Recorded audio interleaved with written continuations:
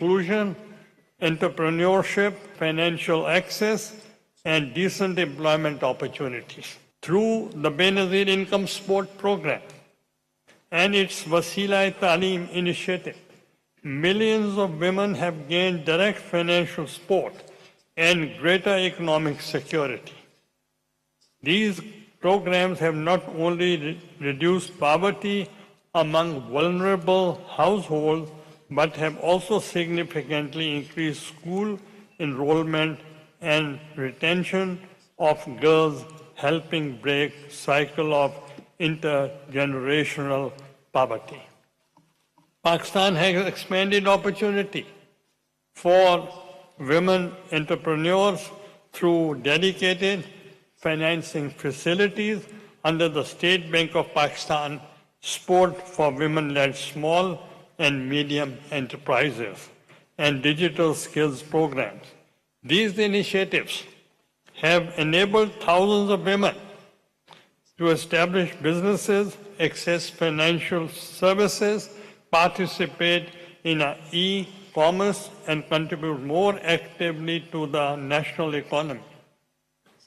Increasingly, Pakistani women are emerging as business leaders, innovators, and contributors to economic growth. Economic empowerment must also be accompanied by meaningful participation in decision-making processes. Pakistan has taken important steps to enhance women's representation through reserved seats in elected bodies and measures aimed at increasing women's presence in public institutions.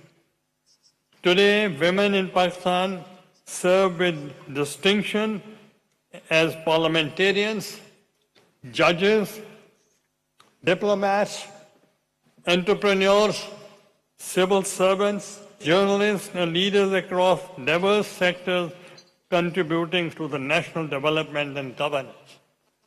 Empowerment cannot flourish where violence, discrimination, and increasingly persist. Gender-based violence remains one of the greatest obstacles to women's progress and economic participation.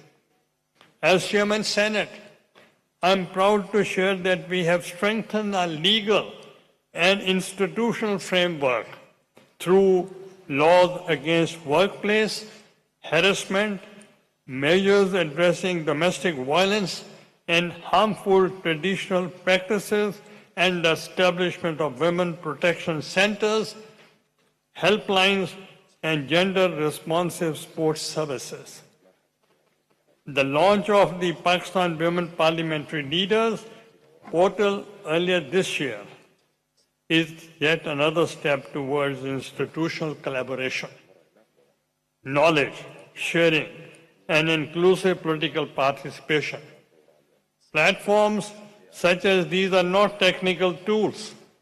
They are bridges of solidarity.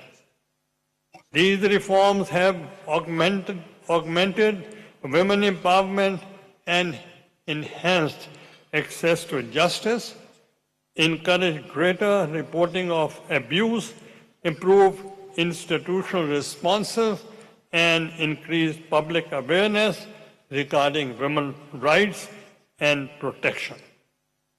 While challenges remain, we can confidently claim that these measures have strengthened confidence among women and created safer spaces for their participation in public and economic life. Ladies and gentlemen, throughout my political journey, I have held one conviction close to my heart. Women and minorities were and remain my constituency. During my tenure as the Prime Minister, my government protectively pursued women's empowerment through concrete policy and legislative actions. We introduced landmark legislative reforms that include the Protection Against Harassment of Women at Workplace, Act 2010, which gave women the legal right to safe professional environments. The Asset Control and Asset Crime Prevention Act 2010, which sent a clear message that brutality against women would not go unpunished. The Prevention of Anti-Women Practices Act 2011, criminalizing money, forced marriages, and other harmful customs. The Women in Distress and Detention Fund Amendment Act 2011, providing legal and financial assistance to vulnerable women. While some legislative efforts required further struggle, the direction was clear. Pakistan would not stand still in the face of injustice. A moment of profound personal pride was the launch of Benazir Income Support Program.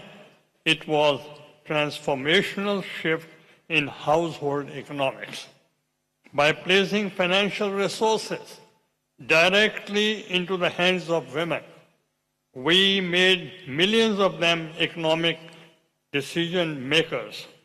We moved the charity to dignity, from dependency to empowerment. My government also declared December 22nd as Working Women Day to acknowledge that Pakistan's economic, social, and democratic vitality rests finally on the shoulders of its women. I take pride in the fact that the Women's Parliamentary Caucus, too, was created during my tenure as Prime Minister.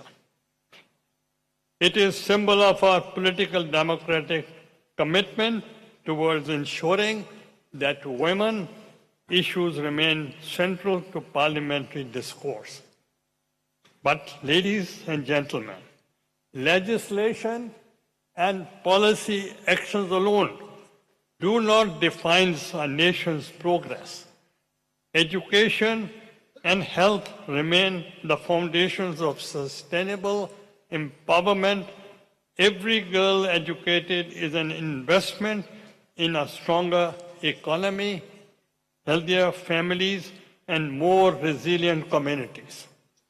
Pakistan has expanded access to education through scholarship programs, stipends, and targeted initiatives designed to improve girls' enrollment and retention, particularly in underserved and marginalized areas.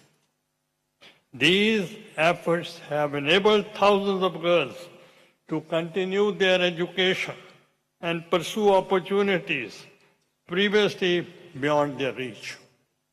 Similarly, investment in maternal health, primary health care, and community health services have contributed to improved health outcomes for women and children, enhancing women's availability to participate fully and productively in society.